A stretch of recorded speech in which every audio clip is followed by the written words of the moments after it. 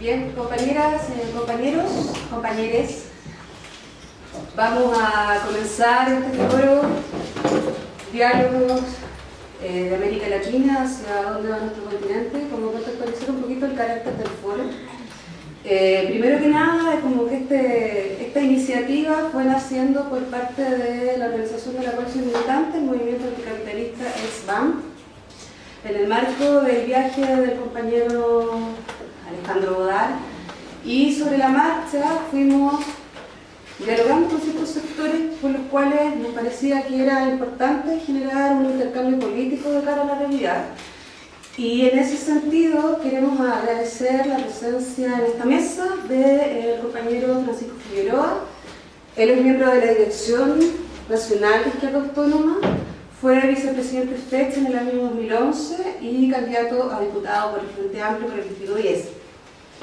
También queremos agradecer el recogimiento de esta iniciativa al compañero Cristian Cuevas. Él es dirigente sindical, político, militante de Nueva Democracia y coordinador nacional del Frente de Trabajadores para la Minería, Nelson Pichillao. Agradecemos también la presencia del compañero Alejandro Bodar, él es secretario general del Movimiento Socialista de los Trabajadores de Argentina, MST, es congresal de la CTA, la Central de Trabajadores de Argentina, también fue legislador de Buenos Aires durante el año 2011 y 2015, es miembro editor también de la revista Malqueada. Para contextualizar un poquito el carácter de este foro, las últimas semanas, las noticias que nos llegan de Brasil nos invitan a debatir y movilizarnos contra la ofensiva del gobierno antidemocrático de Temer. El asesinato de la concejala del PSOE, Mariel Franco, y el encarcelamiento del expresidente Lula son hechos que lógicamente nos preocupan a miles de mujeres, a la juventud, a las y los trabajadores, que vemos cómo se van estrechando los márgenes democráticos de nuestro continente.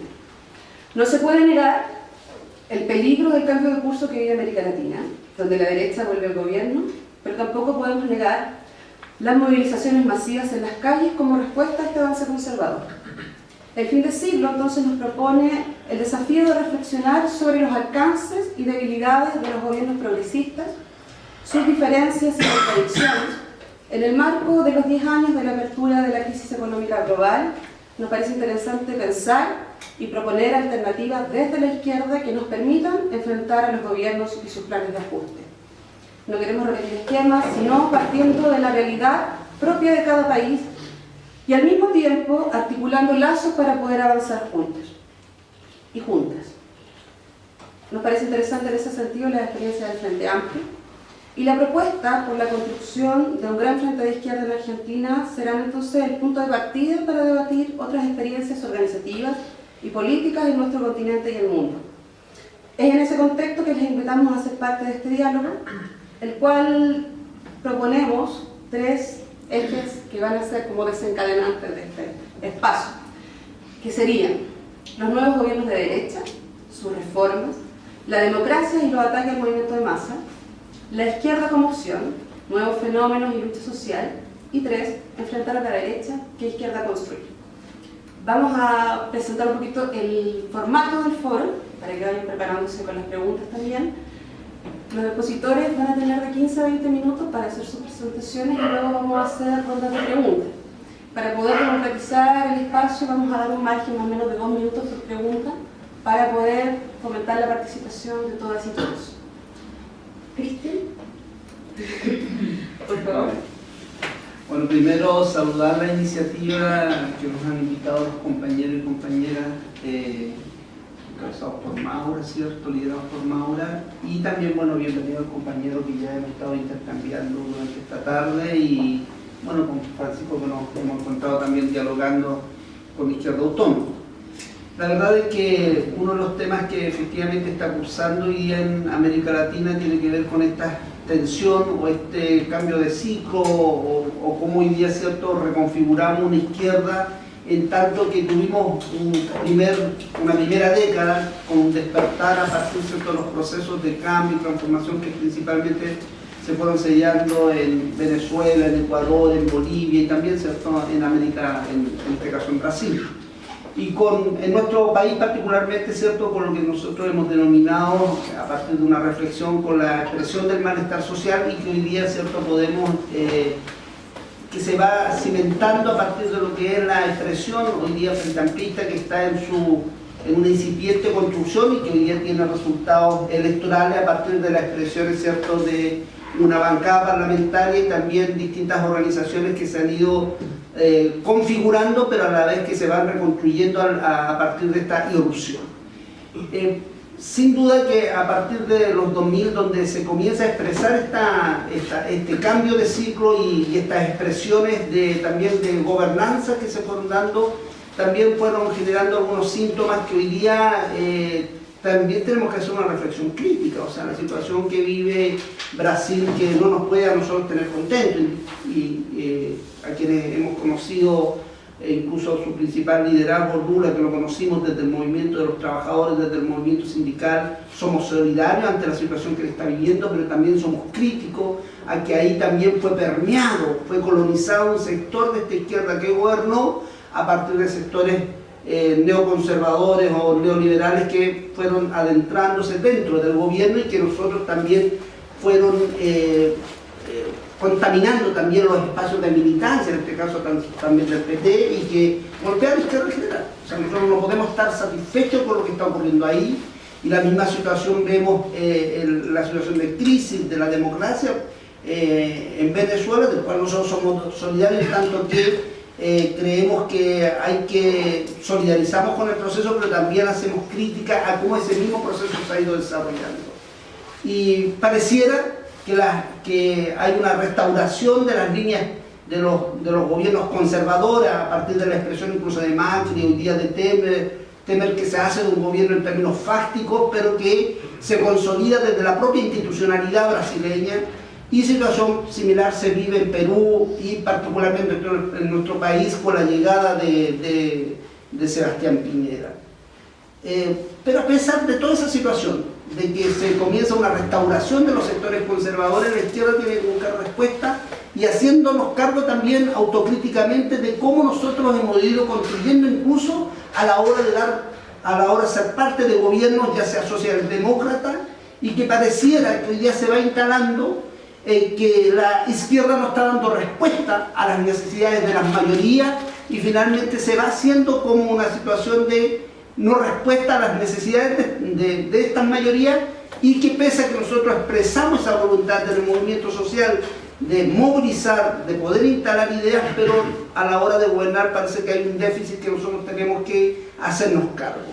Nosotros esperamos que estas líneas conservadoras, que no tan solo se expresan desde la instalación de estos gobiernos, también se expresan como los temas valóricos también van mediando este proceso y se van instalando incluso en sectores hoy día ultraconservadores, en el catolicismo y en los sectores protestantes, que también en sectores populares, por ejemplo, la expresión que yo decía, la propia Cuenca del Carbón, históricamente como la zona roja de Chile, ¿cierto? Hoy día esos sectores también van minando ese proceso donde la ultraderecha tiene un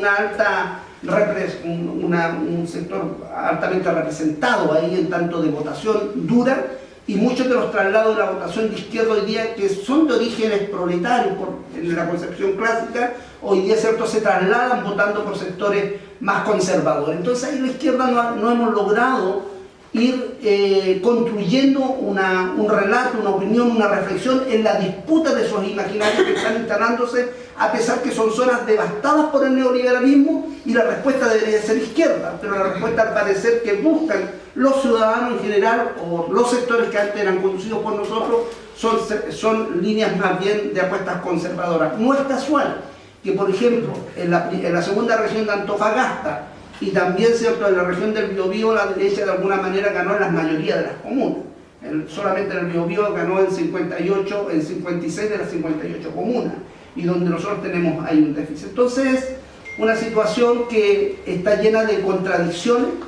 Efectivamente, los gobiernos que se están instalando en la región América Latina son de líneas conservadoras y de restauración de las líneas conservadoras y del neoliberalismo en su nueva fase, pero también a pesar de esa situación compleja, también hay un campo que está en disputa. Y en eso creo que la izquierda debe reconfigurar una fuerza capaz de disputar. Y ahí creo que la apuesta que estamos haciendo del Frente Amplio, con todo lo frágil que son nuestras propias organizaciones, debe buscar respuesta a aquello. Y debe buscar respuesta en función del rol que a los trabajadores y al movimiento social le corresponde en ese proyecto de transformación y cómo vamos construyendo un imaginario político, cultural para este tiempo. Y en ese sentido, creemos que nosotros tenemos que pasar a una ofensiva mayor, no de subyugación en función de lo que hoy día el propio Piñera o los propios sectores conservadores que se instalan en los gobiernos en América Latina, sino cómo vamos buscando respuesta y cómo nos hacemos de los programas como respuesta alternativa al modelo y a la arremetida conservadora que se instala a nivel global, pero que yo por lo menos tengo la convicción y tenemos la convicción que hay un campo en disputa que va a depender de las capacidades nuestras, de nuestra capacidad de organización, de nuestra capacidad de unidad en función de buscar esas posibilidades y sobre todo de una práctica política que se diferencie en función de la situación que estamos viviendo y que va configurando cuadros como es la corrupción misma que de alguna manera la mayoría de la población rechaza, pero que va organizando sectores que despolitizados incluso que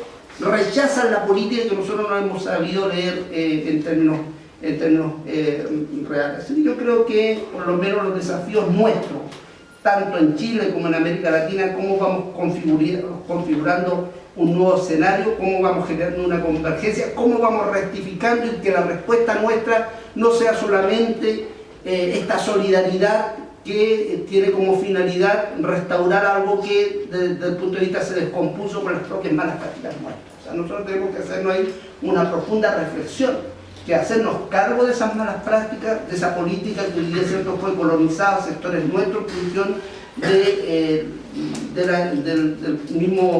del propio capital que se ha adentrado dentro de nuestras organizaciones y de nuestras prácticas políticas y culturales, y que ahí, desde lo que nosotros podamos hacer en los desafíos de la izquierda, en la construcción de una fuerza política, lo que yo creo, por lo menos, en la convicción que tengo, y en este diálogo que hemos desarrollado incluso post-elecciones con distintos actores y viajando por el país, conversando con distintas organizaciones, principalmente del mundo de los trabajadores, que ahí en estos procesos de cambio hay un actor que está ausente, que la izquierda ha extraviado o ha olvidado, que es el mundo de los trabajadores. Hoy día, en los procesos incluso de construcción del propio Frente Amplio, en Chile los trabajadores no existen, no están, no son un sujeto que sea principal a la hora, o un sujeto importante a la hora de gravitar en los cambios y las transformaciones. Y creo que ahí nosotros podemos reconfigurar a partir de los propios cambios que hay en el mundo del trabajo, cómo nosotros recuperamos también ese imaginario, cómo lo trasladamos al Frente Amplio y cómo vamos transversalizando también y vamos construyendo la experiencia de las nuevas generaciones, pero también quienes hoy día son necesarios para ese cambio. Yo creo que en nuestro país no va a haber cambio si los trabajadores y trabajadoras no juegan un rol importante en ese cambio. O sea, mañana podemos estar gobernando, pero si los trabajadores y trabajadoras no están, no va a ser posible la profundización de ese cambio, y por tanto ahí tenemos que buscar cómo vamos reconfigurando esa fuerza, cómo vamos construyendo desde el mundo del trabajo, pero cómo lo vamos relacionando en la experiencia, porque la irrupción del malestar, la expresión no fue tan solo desde el mundo de los estudiantes, porque la experiencia que nosotros tenemos es que esa expresión se fueron configurando a principios de los años 2000 también en el descontento y en la expresión de lucha que se daban también desde las regiones, en un proceso mucho más amplio que tan solo solamente de la irrupción y la ruptura que los estudiantes hicieron en el 2006 y el 2011, sino que también era incipiente ese proceso a fines de los 90, a principios de los 2000, donde por lo menos la experiencia que nosotros tenemos se fue configurando eso, pero que a la hora de hoy no logramos nosotros gravitar, influir en las decisiones políticas que hoy día se están construyendo. Y yo creo que ahí hay una apuesta que la izquierda tiene que hacer, pero sobre todo hacer esa reflexión crítica y que el cómo superamos esta situación, pero también que hay un campo amplio, contradictorio, en disputa, pero que de ahí va a depender de la capacidad que tengamos de organizar esa fuerza, y esa fuerza desde el punto de vista debe ser de una perspectiva de izquierda, socialista y reflexionar siempre hacia dónde queremos encaminar ese proyecto. Eso por lo menos en esta primera fase de...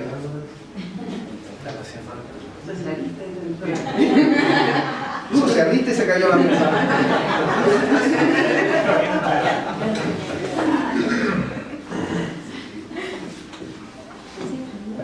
Bien. Compañero Pancho Figueroa, perdón, Francisco Figueroa.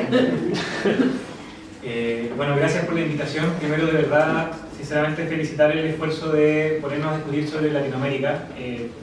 Quizás para Alejandro no está claro, pero debatir sobre Latinoamérica desde la izquierda en Chile es algo muy raro.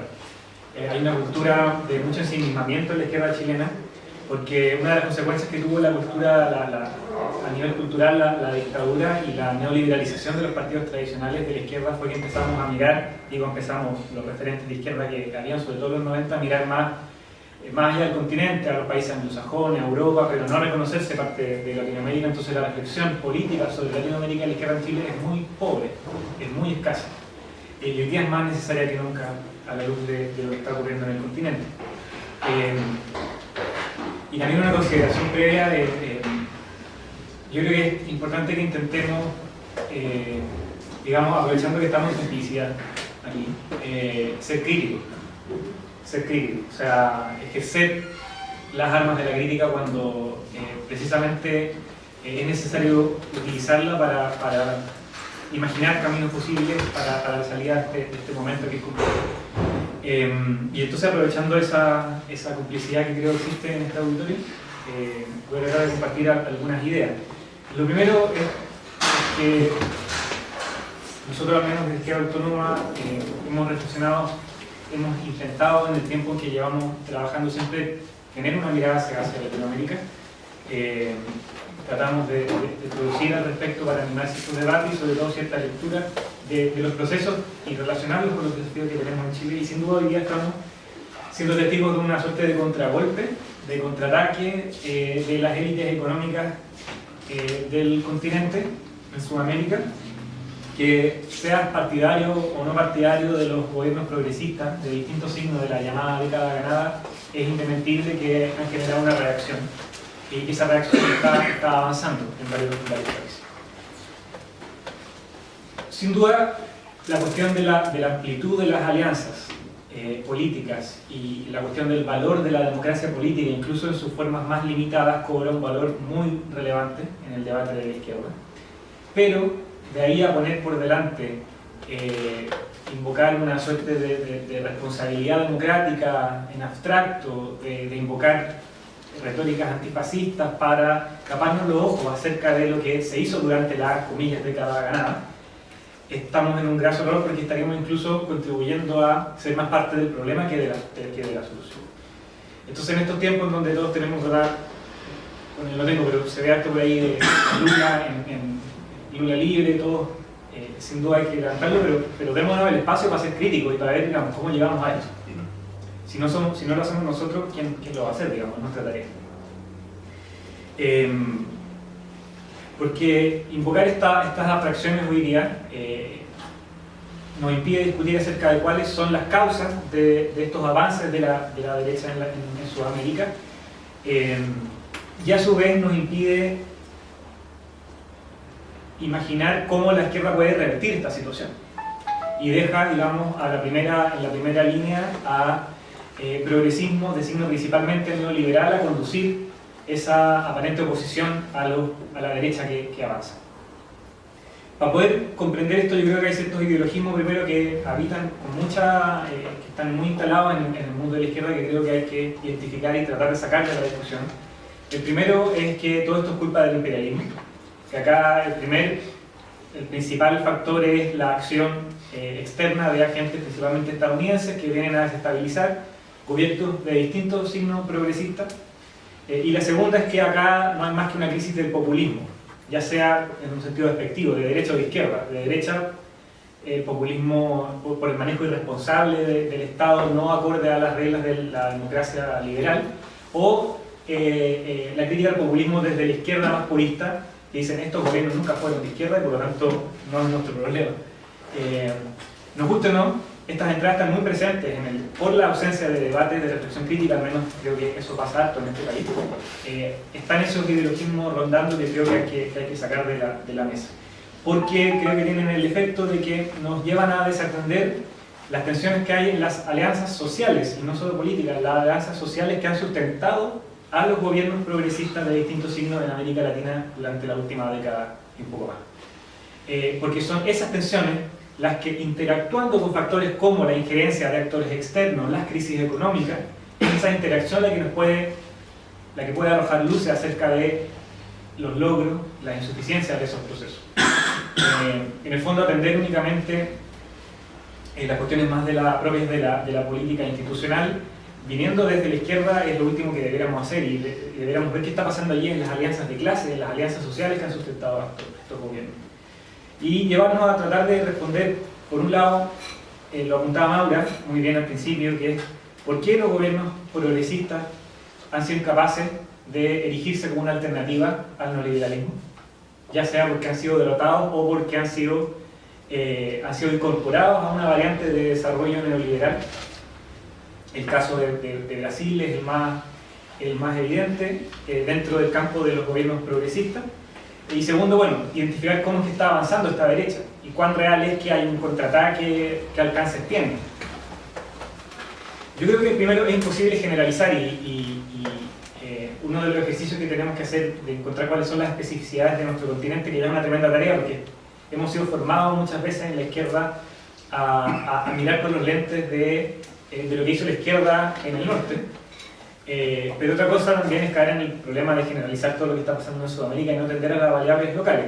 A riesgo de cometer generalizaciones, quiero compartir 3 problemas que creo que son más o menos transversales en los problemas que exhibe tanto el chavismo en Venezuela, el proceso del PT en Brasil, en el proceso ecuatoriano, y que nos alertan sobre otros procesos y también algunas cosas que pueden pasar en Chile, porque Chile tiene un derrotero muy distinto al del resto de los países del continente, porque acá se instaló un neoliberalismo de manera muy brutal y muy temprana.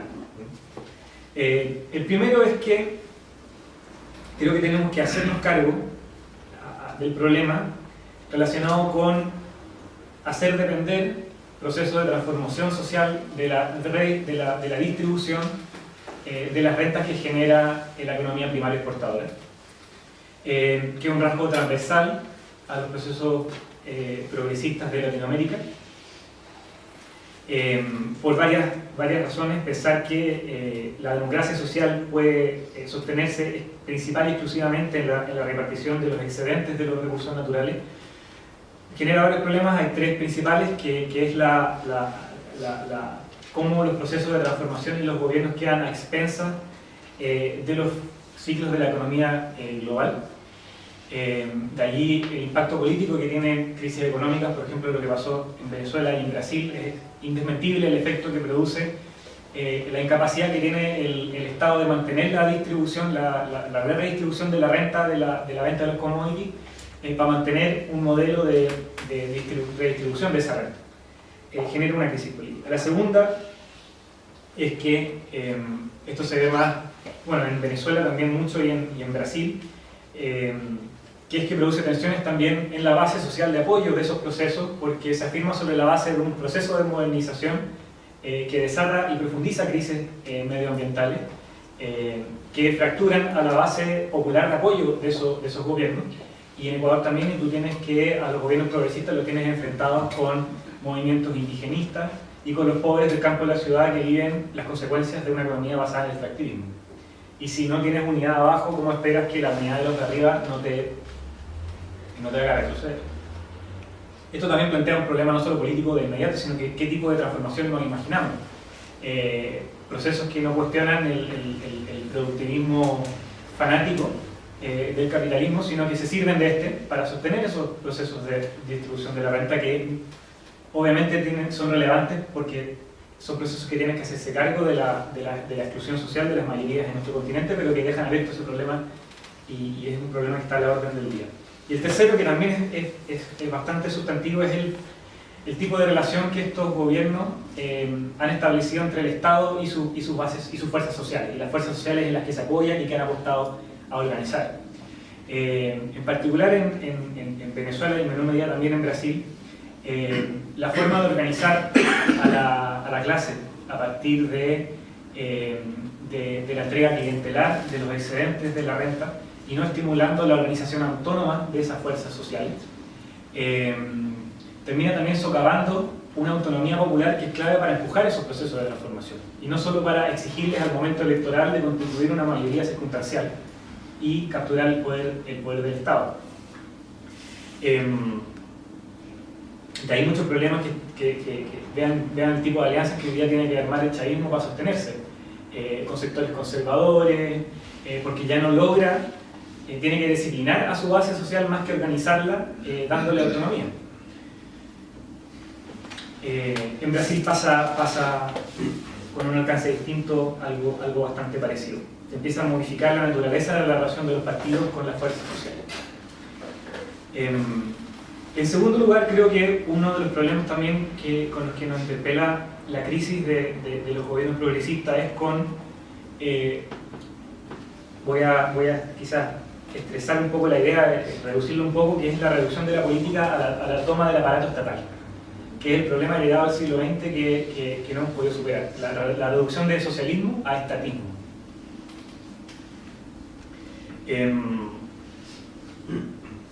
Están los problemas asociados a lo que mencionaba antes, al tipo de relación que establece la fuerza política transformadora con la fuerza social que intenta organizar y representar. Una relación más de disciplinamiento que conlleva a mucho autoritarismo. Hoy día el proceso del chavismo no cayó en esta vuelta con la crisis de Maduro, pero no cayó al costo de extremar la reducción de la democracia popular, no de la democracia liberal en el sentido de los críticos de derecha. Estoy haciendo una crítica desde nuestra vereda. Entonces, claro, se contienen ciertos procesos, pero a grandes costos, a costos bastante estratégicos. Y creo que no solamente a la luz de la crisis de los socialismos reales, que siempre fue el debate, que el socialismo no es estatismo, sino que a la luz del proceso latinoamericano de la última década, tenemos que someter eso a cuestión. Y esto está relacionado con un tercer ámbito de dilemas, que es que, independiente de la retórica de muchos de los gobiernos progresistas y los partidos que lo sostienen, más o menos antiimperialistas, más o menos izquierdistas en su forma de legitimación, hay distintas formas de retirada de la sociedad civil, de retirada de los movimientos sociales para enquistarse en el Estado como una forma de reproducción y mantención del poder, pero no de creación de poder popular. Entonces tenemos unas versiones más de izquierda de esto, de una acción muy de arriba a abajo. El hecho de que el proceso venezolano dependa en gran medida de la lealtad que le siguen teniendo las Fuerzas Armadas es la mejor demostración de eso. O sea, cuando tú llegas a depender tanto de esa variable, es porque estás construyendo tu poder sobre la base de esa alianza. Pero también con otros partidos que han seguido más la línea de la tercera vía, el Partido de los Trabajadores, digámoslo, es decir, los partidos progresistas de la izquierda tradicional chilena, lo que tiene es un desembarco, una retirada de la sociedad civil y una concentración en el aparato estatal que hace que tú te empieces a reproducir como fuerza política más en función de quedarte en el Estado siempre, de tener una base que ya no responde a una base de trabajadores o una base social amplia, sino que una base principalmente de funcionarios y burócratas que tienen que reproducirse en el aparato de Estado, así mismo siempre.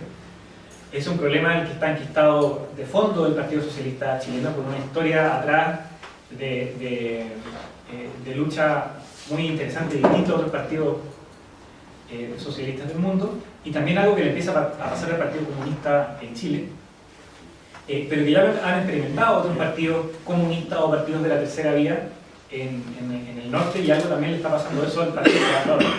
Vean en qué medida las figuras de estos partidos empiezan a ser cada vez más gente que escala en la estructura del partido a partir de ser asesor parlamentario en vez de ser dirigente social, dirigente sindical, ¿para qué decir? Y ahí me voy a la situación chilena, que no quiero explayarme demasiado en esto, pero creo que hay dos dilemas. Creo que efectivamente hoy día, a partir de las luchas sociales de la última década contra el extremo neoliberalismo que ha imperado, eso se ha empezado a lograr expresar políticamente. Con la constitución del freno, ¿cuántos votos obtienes tú en una elección? Que se puede hacer sobre la base de apelar a una división de mayorías contra la élite, y en un contexto de corrupción como el que hay en Chile, de corrupción de las instituciones, puede rendir efectivamente, pero de ahí que se esté constituyendo una fuerza social transformadora, eso es otra cosa, y eso está muy abierto en Chile. Y yo diría que si no nos ponemos las pilas y trabajamos en maduración de un proyecto de izquierda, puede que nos termine cerrando la puerta y lo que haya sea una relegitimación de un neoliberalismo que entrega un poco más de huesos para calmar, pero que se relegitima. Y finalmente el tema de la derecha, aquí no me atrevo a entrar a lo que pasa con las derechas en toda Latinoamérica porque me declaro más ignorante acerca de sus especificidades, pero sí creo que en Chile hay un avance sobre la base de las contradicciones que ha generado la propia profundización capitalista conducida por gobiernos de progresismo neoliberal y por un deterioro de la democracia popular, es decir, de la democracia basada en partidos de masa y participación desde abajo, conducida precisamente por partidos de la izquierda tradicional. Acá estos 20 años no gobernó la derecha, gobernó la concertación. Y hay contradicciones sobre las cuales la derecha avanza. Una es la mencionada acerca de la retirada de la sociedad civil al Estado y que tengamos partidos de izquierda que en realidad son partidos principalmente de burócratas. Una cosa es quien vota por los partidos, a quien logra movilizar en determinadas coyunturas, pero el interés social concreto expresado en ese partido es otra cosa. Y creo que lo que estamos viendo en los partidos tradicionales de la izquierda es principalmente eso. Y sobre la base de eso, si hay corrupción institucional, si hay, como hay en Chile, ausencia a tal grado de derechos sociales, tanta inseguridad económica ante la vida, bueno, las variantes de populismo autoritario de derecha tienen espacio para avanzar. Tienen espacio. Yo creo que ese es un tema que estamos viviendo hoy día. Hoy día, aunque tenemos figuras que están en los márgenes de la derecha, José Antonio Kast, Miguel José Sandón, son figuras de personalismo, que no son partidos políticos de populismo autoritario, pero sí son figuras que logran incidir en la agenda, estar avanzando. Y están incidiendo en la agenda de la propia derecha tradicional, que se decía más liberal, que se decía, por supuesto, liberal no es. Están avanzando. Lo otro es que en la propia izquierda progresista, encaramada en el Estado, desarrolla también una cultura política meritocrática y bastante antipopular. Y hoy día lo que pasó en estas elecciones, creemos nosotros, que hubo un voto de castigo a la concertación porque se identificaba la concertación con la clase dirigente que se tomó el Estado. Ya dejó de tener la ética de ser la representante político del no. Esta concertación ya no dejó de representar el no. Y finalmente creo que, por lo tanto, el desafío que está planteado, coincido con Cristian, es cómo pensamos una izquierda amplia y popular que sea capaz de quebrar estos procesos de fractura de la base de la izquierda, de captura de cierto apoyo popular del malestar desde la derecha, y que sea capaz de agarrar con las manos, pensar críticamente cómo no reproducimos los problemas que se han producido en América Latina y también que llevaron al progresismo chileno a conducir una variante muy agresiva del liberalismo. Creo que en el fondo esa es la tarea que tenemos como izquierda en este minuto, y seguir desarrollando espacios como este para, cuando podemos hacerlo, sin regalarle herramientas al adversario, leer críticamente los procesos de la parte. Muchas gracias. Bien. El compañero Alejandro Bodar, de Argentina. Primero, muchas gracias por dejarme tirar una serie de ideas. Yo coincido con muchas de las cuestiones que acá los compañeros han expresado. Creo que se reflejan problemáticas que son globales y generales y que en una de otras formas se reflejan en cada uno de nuestros países. Yo creo que un primer debate que la izquierda tiene que hacer tiene que ver con algo que pasó hace mucho.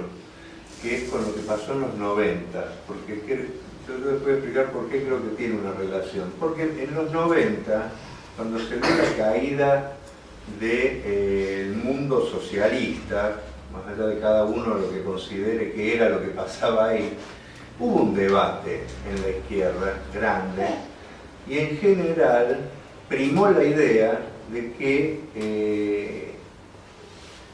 se alejaba la perspectiva socialista y que en un sentido el capitalismo, al incorporar al mercado capitalista a los países que eran socialistas, era como que tenía una sobrevida por mucho tiempo. Y si tenía una sobrevida por mucho tiempo, ya no estaba planteado el problema del socialismo, sino que estaba planteado más bien cómo mejoramos un poco lo que hace el capitalismo.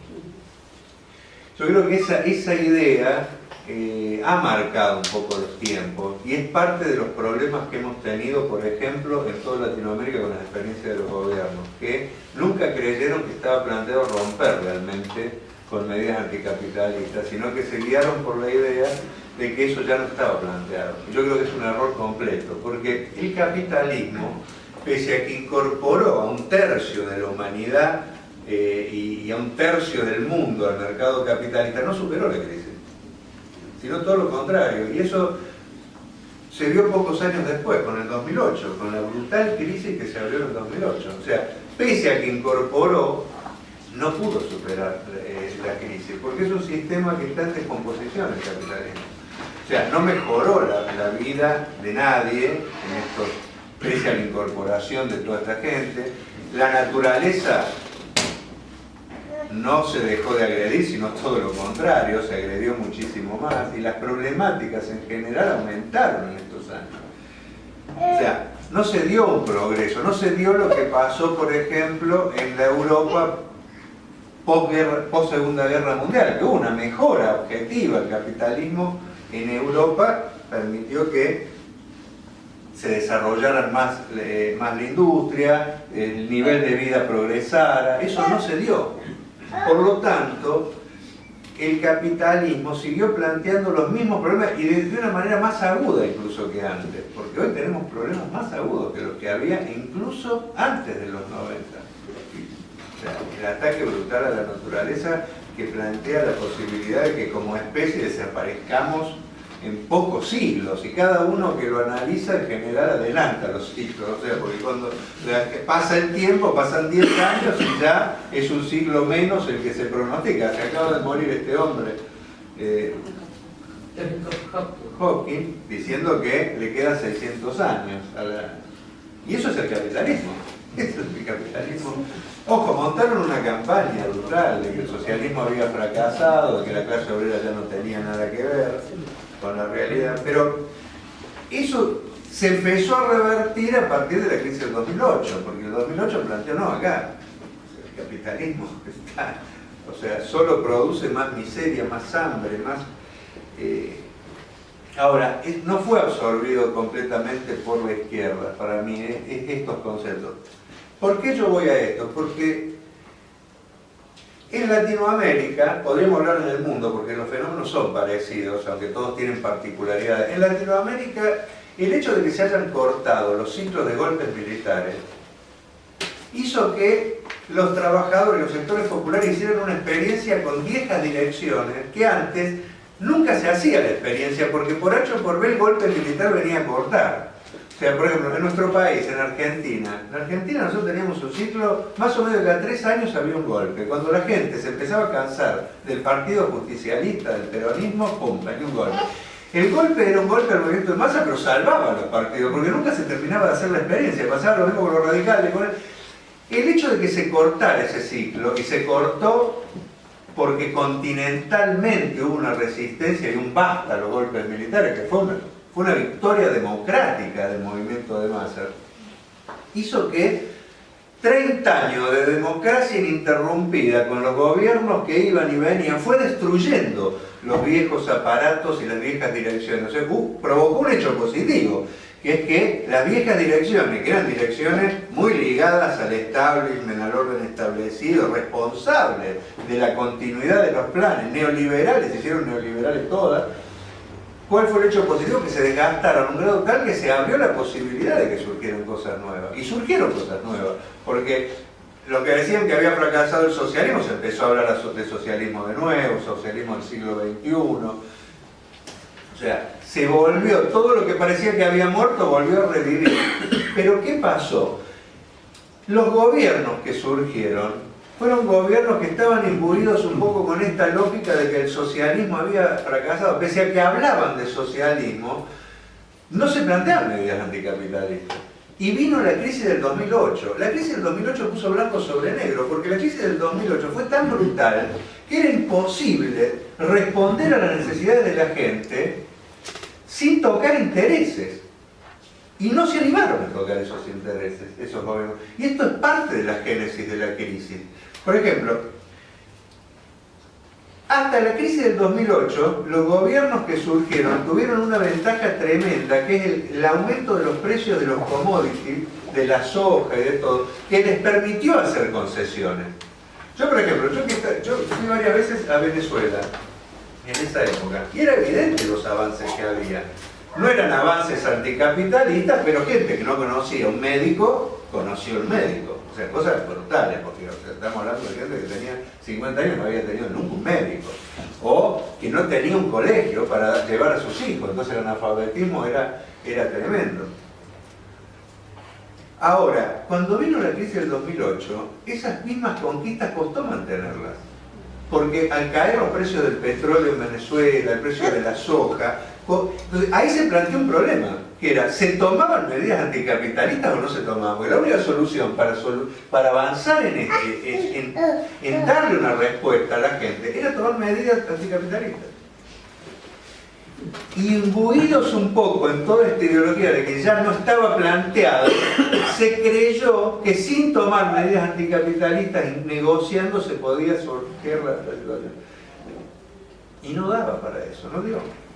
Por eso las economías se empezaron a derrumbar.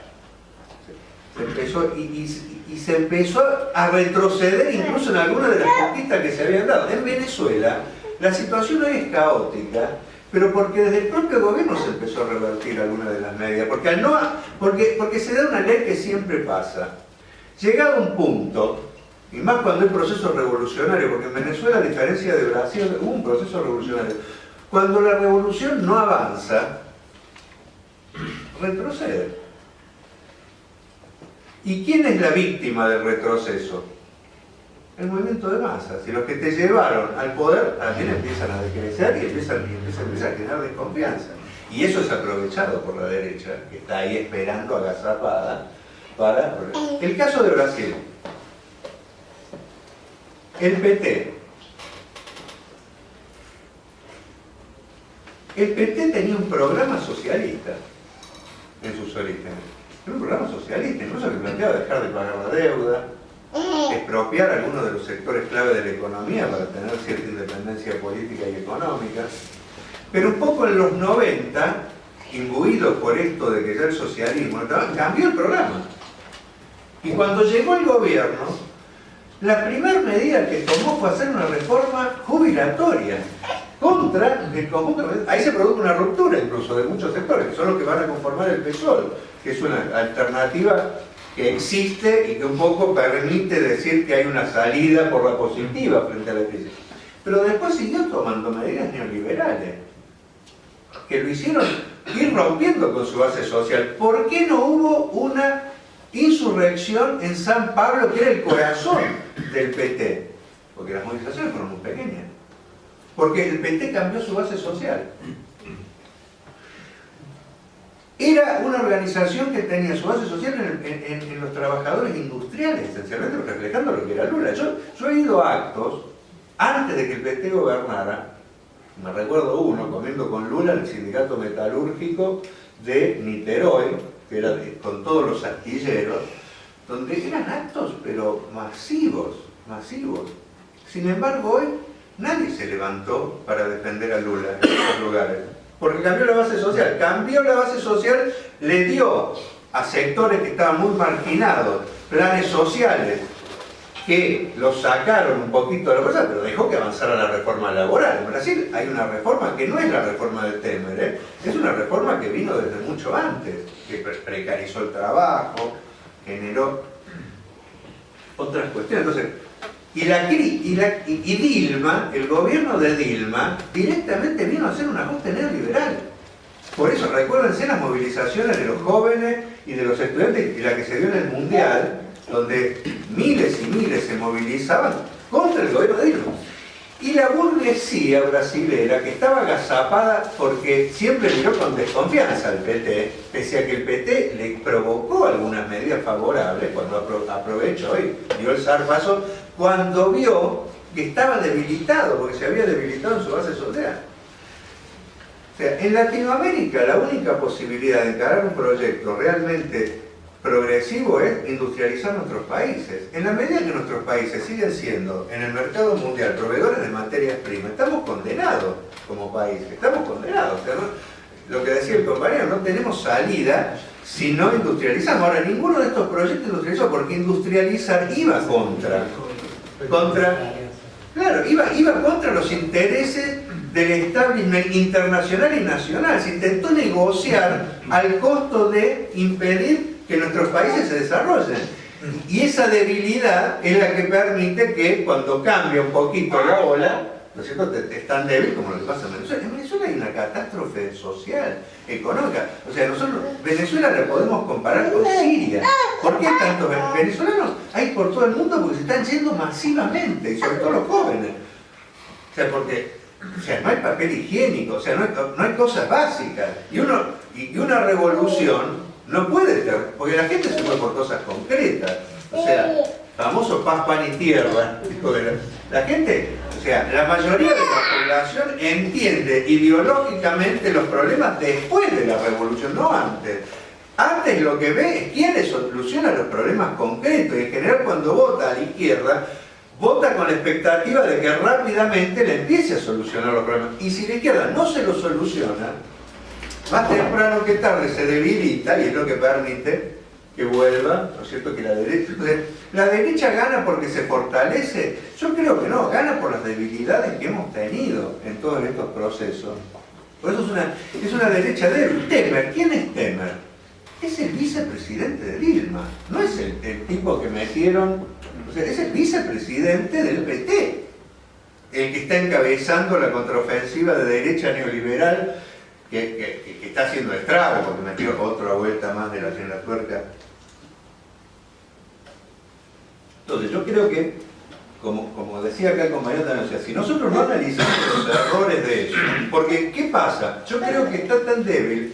Yo, por ejemplo, yo soy optimista, no soy de los que cree que la cosa va a estar, porque por ejemplo, sigue habiendo posibilidades. Incluso en Brasil sigue habiendo posibilidades, en Venezuela sigue habiendo posibilidades, porque la gente y el movimiento de masas ha hecho una experiencia tan grande con los grupos económicos que sigue teniendo desconfianza y sigue estando planteada la posibilidad de que surjan nuevas expresiones. Tenemos el caso de acá, o sea que está mostrando que quiere buscar algo nuevo, porque acá parte de ese deterioro de los regímenes se dio con la concertación, ¿no? Y por eso creo que surgió el Frente Amplio. Es una nueva oportunidad que se está dando. Y yo creo que es algo que se va a repetir de nuevo, porque la derecha no logra hacer base social. O sea, en Brasil, Temer, que es el que está pegado, tiene 5% de intención de voto. No es que es una derecha que crece y se afianza, porque en la medida que ajusta. En Argentina, Macri, que ganó y se creía que tenía la vaca atada, que decimos hablar, o sea que ganó, y un mes después intentó meter una reforma laboral y se produjo un enfrentamiento brutal, o sea que cambió la coyuntura política. Hoy, o sea, hasta un sector que estaba con ellos se ha roto, no pudo aplicar la reforma laboral, o sea, y sigue habiendo condiciones. La gente nos sigue dando oportunidades. Ahora, el problema es sacar conclusiones nosotros para bien no cometer los mismos errores, porque no es que nos va a dar oportunidades por siempre. En general, yo creo que la derecha avanza más por nuestras debilidades y por las debilidades del campo popular, cosas que por fortaleza propia, porque no tiene nada que ofrecerle. ¿Qué tiene para ofrecerle al movimiento de masa que le va a solucionar el problema del hambre, de la miseria, del trabajo? No, va a precarizar más el trabajo, va a provocar más bolsones de pobreza y va a provocar más resistencia, porque la gente sigue habiendo resistencia en Latinoamérica y en el mundo, porque, o sea, si tomamos el mundo, o sea, hoy en Francia hay un despiole pero monumental, porque hay una huelga de los ferroviarios que está conmocionando todo, y Francia no es cualquier país, estuvo todo lo que pasa en África, en los países árabes, el mundo está muy convulsionado. ¿Por qué? Para mí, es una opinión, porque la caída de lo que del mundo socialista, que yo le digo estalinismo, del estalinismo, porque eso también tenemos que hacer una reflexión crítica. Ahí el socialismo había muerto hace un tiempo ya, no es que murió ahí con la caída, o sea, eso lo que había ahí no era socialismo, porque para mí socialismo sin democracia y participación popular no es socialismo. Yo creo que la única forma de que haya socialismo es que haya una participación tal de los trabajadores, de los sectores populares en la decisión de las riendas, que impida precisamente que un grupo se apropie, ¿cierto?, y termine llevando todo lo puesto. Ahí no había eso. Ahora, el aparato del Partido Comunista dirigido por la URSS, que condicionaba todo, era un freno a las luchas de los trabajadores y de los pueblos. Yo, por ejemplo, en Argentina, ustedes tienen que saber que, por ejemplo, el Partido Comunista pactó con la dictadura militar, que asesinó a 30.000 compañeros, muchos del Partido Comunista también, nuestro, de todo. Porque era ya un aparato que no tenía nada que ver con la gente. Ese aparato era responsable de que muchas veces las luchas no progresaran. Y le facilitaba el trabajo muchas veces al imperialismo, porque por la vía del control que ejercía, muchas veces impedía que las cosas se desarrollaran más. Por ejemplo, acá en Latinoamérica hubo una revolución extraordinaria, que fue la nicaragüense, que se congeló, porque en ese momento hubo un pacto, el famoso pacto de Yalta-Potsdam, donde se dividía en el mundo, planteaba que esta parte no le tocaba, que Cuba fue una excepción, pero que no tenía que avanzar. Y ojo, y después la nicaragüense fue una revolución tremenda, que podría haber cambiado todo en Latinoamérica, ejercía un rol. Yo a qué voy a cuento, no para hacer la historia de eso, sino porque cuando se cae, el imperialismo queda más débil. Por eso la situación del mundo es caótica, porque el imperialismo no tiene quien apoyarse en los procesos, no tiene una expresión tan fuerte que controla. El mundo es muy caótico y eso va a seguir generando luchas, procesos y sobre todo deterioro de lo tradicional. Lo que acá pasa con la concertación, o que en Argentina pasa con el peronismo y el radicalismo, que la gente en el 2001 cantaba sin peronismo el radical vamos a vivir mejor, lo que pasó en Venezuela, donde se cayeron los partidos tradicionales, en Europa está pasando con la socialdemocracia y los partidos comunistas, porque son los que han aplicado los planes neoliberales. Y en la crisis del 2008 fueron los que aplicaron las medidas más brutales. Entonces van a surgir cosas nuevas, va a surgir cosas como lo que están surgiendo. Ahora, yo para mí el debate es cómo logramos que esas expresiones no caigan en los errores del pasado y que sean un foco para toda la región, porque también hay otro problema, que si los procesos no se desarrollan regionalmente es muy difícil que triunfen. O sea, el chavismo con Chávez, porque yo creo que hay que separar el chavismo con Chávez de sin Chávez. Chávez intentó una medida regional, que era el Banco del Sur, el ALBA, que eran medidas que apuntaban. En Latinoamérica no hay posibilidad de liberar un país solo, si no es apostando a una cosa internacional. Entonces, no hay ninguna posibilidad. Ojo, que este es un punto. Los procesos que surgen, cómo se ligan a los procesos de otros países, ese es un punto muy importante, porque o hacemos una fuerza continental apoyada en procesos reales, o es muy difícil enfrentar los poderes de tomar medidas, por ejemplo, la deuda, dejar de pagar la deuda. Yo creo que no hay ningún país que pueda sobrevivir con las deudas externas.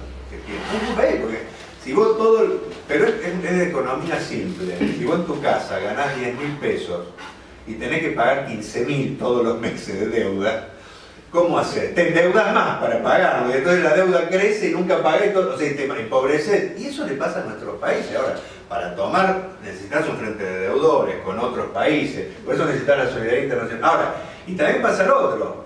como es difícil, seguís pagando la deuda, pero seguís pagando la deuda y te debilitas con la gente, porque la plata que va a la deuda no va a salud, no va a educación, no va a industrializar nuestros países. Y nosotros, si no industrializamos nuestros países rápidamente, si seguimos siendo en el mercado mundial países que solo entregan materia prima y que encima le compran a otros la materia prima nuestra elaborada, no tenemos salida como países. O sea, necesitamos tomar medidas duras, anticapitalistas. Yo creo que la única forma de hacerlo, yo con esto que he terminado, no sé, lo leo, es, hoy en día no hay ninguna agrupación que pueda decir yo solo puedo hacer una herramienta para hacer esto. Son herramientas amplias las que hay que hacer. O sea, se impone trabajar con otra gente, aprender a convivir con matices y con diferencias. Ahora, al mismo tiempo saber que hay disputa al interior de esos frentes, porque hay sectores que son más liberales, sectores que son más de izquierda, hay que aprender a convivir, pero hay que crear la fuerza suficiente para que primen los sectores más consecuentes, porque si llegado al gobierno priman los sectores más conservadores, se repite la historia un poco del PT o se repite la historia de Venezuela.